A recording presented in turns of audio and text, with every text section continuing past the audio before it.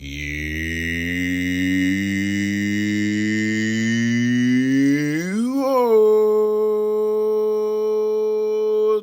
Greetings, fellow Watford fans. Omar here, and it's time for another edition of the Youorns 10-minute take on Ipswich Town nil, Watford nil. And this was a robust performance from Watford at Portman Road on Wednesday night in a game where most people, I think, even people, some people, maybe even some Watford supporters, thought that Ipswich Town were going to win this game. There were a lot of people that I had heard from and certainly observed on social media who were not expecting anything from a Watford perspective in this game.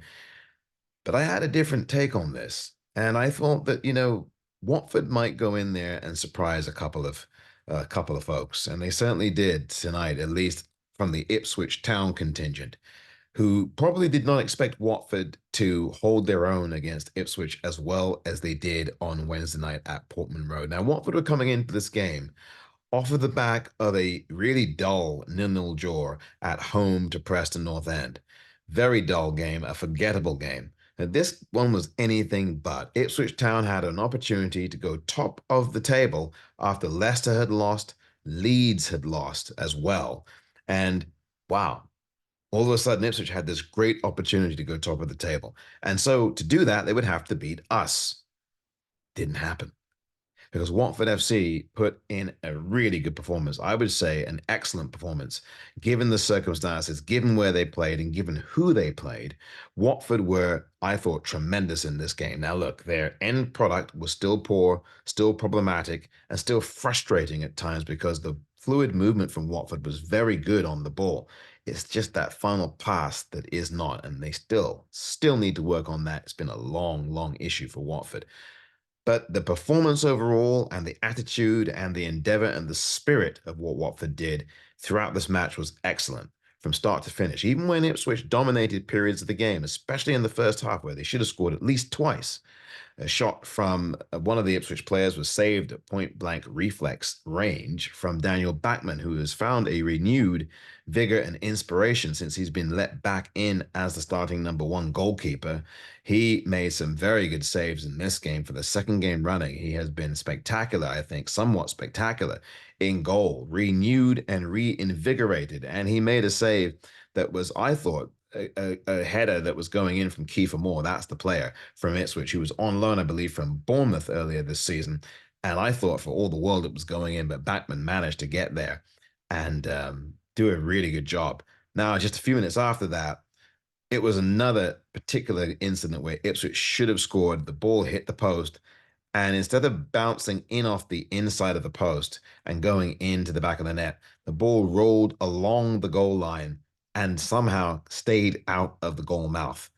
Remarkable stuff. And from there, that's when I knew it was going to be Watford's night. Now, look, they didn't win the game, but they didn't lose the game either. Watford in the second half, I thought, was spectacular.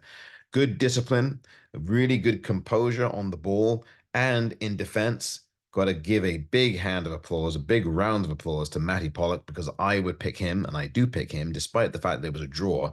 I pick him as the man of the match. The Orns man of the match, Matty Pollock, was spectacular as he got his first start in about 3 games, I believe it was, under Tom Cleverley.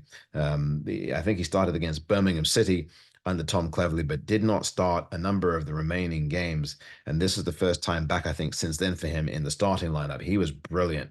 Absolutely brilliant, Matty Pollock. Probably one of the 2 best games he's played as a Watford defender. Everything in front of him he took care of.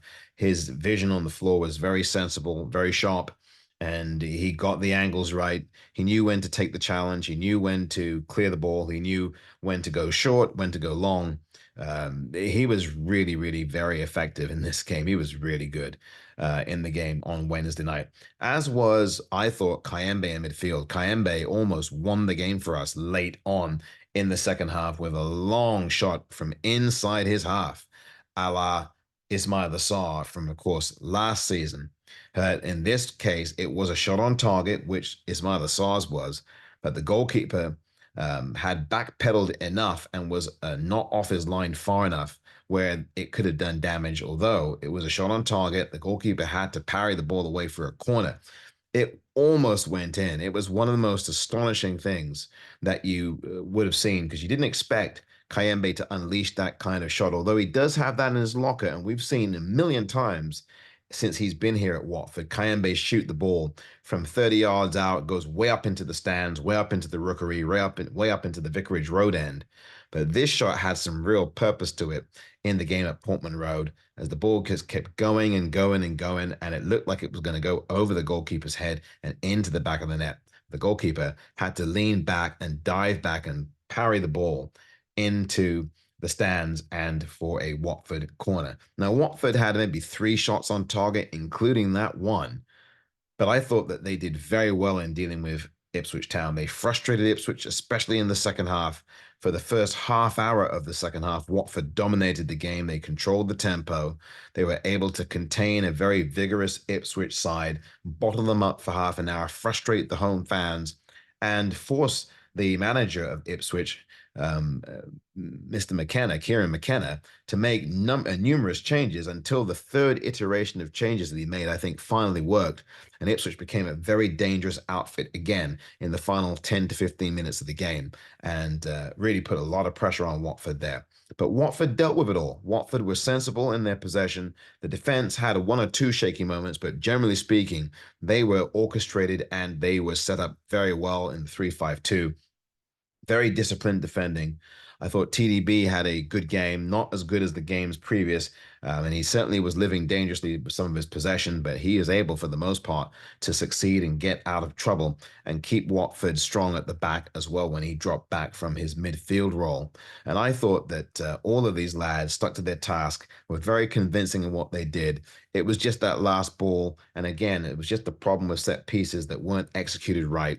We still have a couple of corners not beating the first man. We still have those stray passes and some long passes and some passes that don't reach to the intended targets. People zigging where they should have zagged, all the rest of it. But you can't fault this effort tonight from Watford. It was a spectacular effort. I really am very pleased with the way that Tom Cleverley set this lot up. And not only that, but I'm very pleased with this Watford performance. This was one of the better performances we've seen this season. And of course, Watford on the road do very well, usually, at least for the last few months. They've played very well away from home, much more comfortable away from home than they are at the Vic. And I thought that what you saw in this game against Ipswich was testament to a lot of grit and spirit and heart from this team who never gave up. Even when Ipswich were pressuring us, we never gave up or gave in. I thought that we commanded the spaces very well against Ipswich. Our defense met all of that. The defense also closed down very well, tried to show Ipswich players on their outside as opposed to on the inside. For the most part, I think Watford did that very well. I also like the fact that Watford preempted most of the Ipswich attacks that were going into the 18-yard box and tried to divert Ipswich left or right rather than down the middle, because they do get a lot of joy down the middle of the pitch. And Watford, I think, limited that appreciably in this game against Ipswich. Again, you've got to look at this. This is Ipswich Town, a newly promoted side that don't look anything like a newly promoted side. This is Ipswich Town, an Ipswich Town that prior to this game had not failed to score in any game of the championship but one, which was against Queen's Park Rangers, interestingly enough. And this is only the second time now that a visiting team at Portman Road has held Ipswich Town scoreless in the championship this season. That's really, really commendable for a Watford side that has really had a forgettable season, if we're really being honest with ourselves, and a Watford side that have a very thin squad, and a Watford side that, look, are missing a number of their players. Don't forget, there's no Ken Sema, there's no Jeremy Ngakia. Those are just 2 players I can think of off the top of my head. And when you consider all of that, to get the result that they got against an Ipswich Town side that was looking to be top of the table again, fantastic stuff from Watford. And the sky's the limit. There's still, what, 3, maybe 4 games left of the season now. And Watford can go on from here and continue to make Tom Cleverley, listen, you got to make Watford take the interim tag off of him. I say this over and over again. Tom Cleverley, I think he's done enough with these games he's got. And maybe there's 3, maybe there's 4 games left. Tom Cleverley's done enough for me to have this job full time. Now, I know that it could happen. I know that it might not happen. I have a feeling that it will happen though. And I think that the front office, as I said this before, should name Tom Cleverley now as the new manager. He's got the trust of the players. He's got the trust of most of the Watford fans. He has got the trust, I think, of the community of Watford because they know he's an ambassador. And he's beloved by a lot of people in this town of Watford, particularly the Watford fan base, the vast majority of which do respect and appreciate what he's done at Watford in two different spells as a player and, of course, as a manager of the under 18s and now the interim head man for the Watford men's first team. Give Tom Cleverley the job. I don't know what more there is to see. He's got one win, four consecutive draws. Okay. Some of those draws could have been wins. Yep. The game against Leeds. Yep. The game against West Bromwich Albion. No doubt about that. But the bottom line is that he is unbeaten in his 5 games as interim manager at Watford. And that's a good thing. And we should keep that going. Hopefully, Tom Cleverley can do that. But these players clearly love him. And of course, some of them played alongside him last season.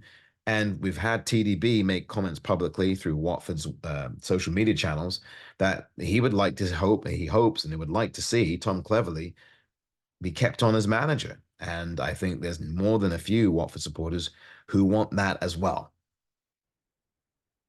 This has been the YouOrns 10-minute take.